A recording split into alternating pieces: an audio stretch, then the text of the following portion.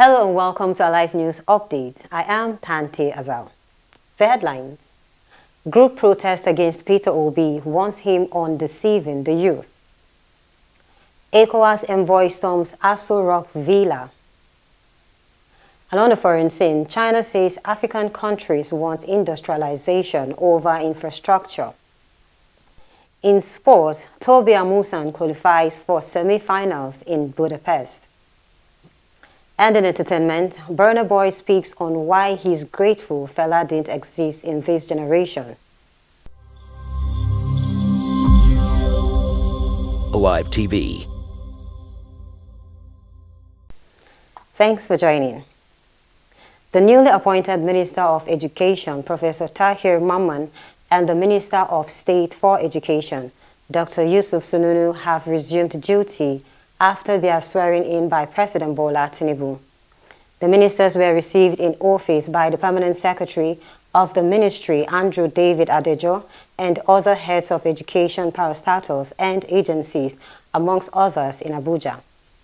Mamman says expectations are huge for the sector, but he pledged to revamp it, and he added that President Bola Tinubu is committed to turning the sector around. The minister appealed for support from Nigerians in order to bring about the desired change in the educational sector. When I was given this job, I was terrified. Not because of the job, but because of the fact that we have to render account to our Creator. At some point, we shall be working with KPIs. If it is monthly, 3 times, 4 times in a year, please, you better let us all now recycle ourselves, because this is the mentality we are bringing to each and every person here. So that by the time we finish, you will also be very happy. There's nothing like success, and you are part of it. When you work, I am also a committed welfarist. A suitable environment to work. Our appeal is that let us cooperate with each other and let us know that our president has promised Nigeria. And what is that promise? Renewed hope, and also renewed hope in education. We have a lot of challenges, but I believe with cooperation, collaboration, and togetherness, we are going to overcome the situation and will make history. And my senior minister, I assure you that we are going to respect the right of workers, but we also assure you we need your cooperation, support, and understanding. To know that the situation must be given its situational circumstances. We must know how to go about it and how to do it. President Bola Tinubu meets with some critical stakeholders over the ECOWAS intervention on the crisis in Niger Republic. The delegation, headed by Nigerian former head of state, General Abubakar Abdulsalami, was at the presidential villa to brief the president on the president's demand of the Niger coup junta. It will be recalled that the Niger coup leader had proposed a 3-year transition of power after meeting a delegation of West African leaders, and warned that any attack on the country would not be a walk in the park for those involved. Speaking to the State House reporters after the meeting, General Abdulsalami says the meeting with the president formed part of the efforts to see a way to settling the political crisis after the military overthrew the democratically elected president. I must say that our visit to Niger has been very fruitful, in that it has opened an avenue to start talking, and hopefully we will get somewhere. Well, like I said, we started talking. We made their own points, and then I made my report to the chairman of the ECOWAS heads of state and president. He will now consult with his colleagues, and then the ding-dong starts, and we'll get somewhere, hopefully. Hopefully, diplomacy will see the better of this thing. Nobody wants to go to war. It doesn't pay anybody. But then again, our leaders have said, if all fails, and I don't think all will fail, we'll get somewhere. We'll get out of this mess. In other stories, a faction of the Labour Party in Imo State on Tuesday staged a protest against the presidential candidate Peter Obi's visit to the state at the popular Imo State University Junction with placards and banners. The former Anambra governor and the party chairman Julius Abure arrived for the flag-off of the party's campaign for the gubernatorial candidate Afan Achonu. The faction, which was in opposition to the candidature of Afan Achonu, stormed the state's university junction bearing banners with inscriptions Peter Obi, enough is enough, stop deceiving in the Igbo.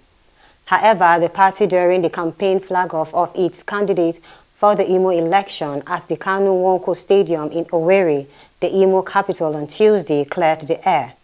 Speaking at the rally, the party's presidential candidate in the last election, Peter Obi, says that the party is known for following due process, and the process that produced Afan was genuine and legitimate. And now to the foreign scene. China's top African diplomat says on Tuesday at a briefing on the sidelines of the BRICS summit in South Africa that African countries want China to shift its focus from building infrastructure on the continent to local industrialization. Wu Peng, the Director General of China's Department of African Affairs at his foreign ministry, says African integration is already escalating and many African countries ask China to consider a shift of focus.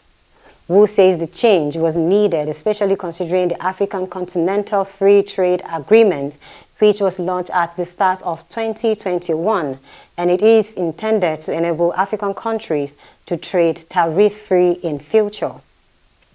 China will talk through its plans for African industrialization with African leaders on Thursday at a special roundtable on the sidelines of the August 22nd to 24th meeting of the BRICS bloc: Brazil, Russia, India, China, and South Africa.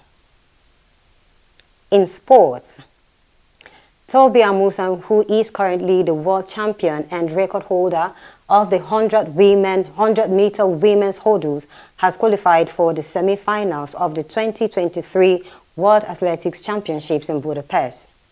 The 26-year-old record-breaking athlete did not only qualify for the semi-finals of the women's 100-meter hurdles, she won the heat 5 to get closer to successfully defending her world title. In the firstly contested heat at the National Athletics Center in Budapest, Hungary, Toby Amusan ran a quick 12.48 seconds to take the heat. All eyes are on Toby Amusan to see how she would defend the 100-meter hurdles World Championships, which she won in Oregon, the USA last year by breaking the 12.20 seconds record set by Kendra Harrison in 2016. Pundits are also anticipating that she would break her own wind-aided 12.06 seconds record she set in the 2022 edition of the competition. Recall that Toby Amusan almost missed the championship in Budapest due to a doping scandal, but she was cleared to compete at the tournament about a week before the commencement of the tournament. And now in entertainment, Grammy Award-winning Nigerian singer Burna Boy has said he is grateful that the late Afrobeat pioneer Fela Kuti didn't exist in this generation.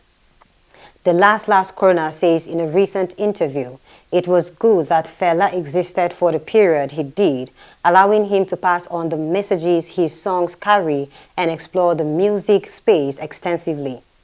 According to Burna Boy, if Fela had existed in this current generation, most people holding him in high esteem today would have criticized and called for his arrest. And this is all we have for you at this hour. Thanks for watching. Do have a great day ahead.